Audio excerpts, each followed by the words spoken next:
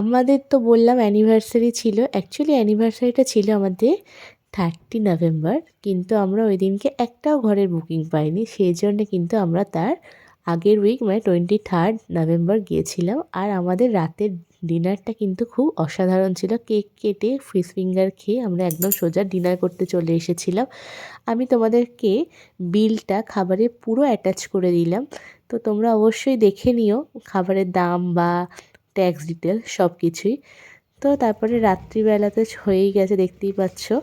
সারাদিন সেইভাবে রেস্ট হয়নি, ভাবলাম ঘুমাই, তারপরে তোমাদেরকে পরের দিন সকালটা দেখাবো। এভরিওয়ান, তো আজকে আমাদের নেক্সট ডে। তো আমার ব্যালকনিটা থেকে একবার ভিউটা, মানে চারিদিকে পাখি ডাকছে, তার সাথে একটা ফ্লুটের আওয়াজ আসছে, দেখো কি ভালো লাগছে। আচ্ছা, তোমাদের যে ডিটেলসটা দেওয়া হয়নি, আমরা যে রুমটায় ছিলাম তার চার্জ ছিল একদিনে 5100 টাকা, আর বাকি সবই তোমাদেরকে বলবো। রাজবাড়িতেই সকালটা বেশ ভালোই কাটছে। তো আজকে তোমাদেরকে আর একটা এই মিডিল ভিউটা দেখাই, কি যে অসাধারণ দেখতে লাগছে। দেখো, এই বাড়ি, এই জিনিস কোথাও পাওয়া যাবে না। তোমরা আসার আগে ওয়েবসাইট চেক করলেই সব কিছু ডিটেলস পেয়ে যাবে, আর ওরা কিন্তু খুব ভালোভাবে ফোনে গাইড করেও দেয়। কি মামা? চা বলে দাও। হ্যাঁ, কে খাবে? তুমি চা খাবে?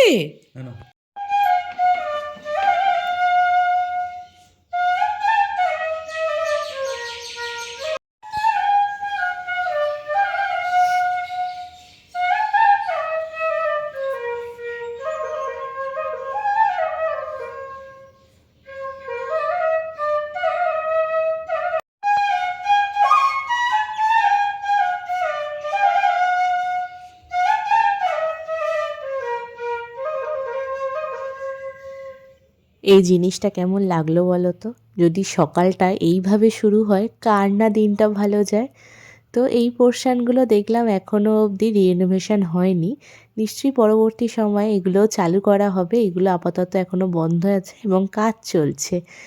আর এই যে আমরা মোটামুটি রেডি হয়ে চলে এসেছি খাবার জায়গায়।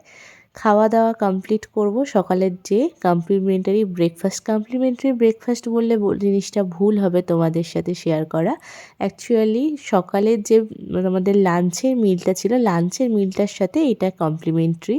তো চলো, ব্যাগপত্র সব প্যাক হয়ে গেছে, ঘর একদম ফাঁকা করে আমরা বেরিয়ে পড়লাম। সুপ্রিয় ওইদিকে বিল পেমেন্ট করা হয়ে যেতেই আমরা এটা দেখে নিলাম। এটা হচ্ছে আদি মন্দির, মানে এখানে হচ্ছে শিবের আরাধনা হয়।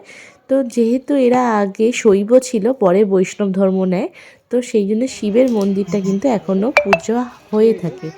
তারপরে ওখান থেকে টোটো ধরে আবার চলে এসেছি আমাদের ট্রেনে জন্য প্ল্যাটফর্ম থেকে ট্রেন ধরে বর্ধমান অবধি বেশ সুখেই গেলাম।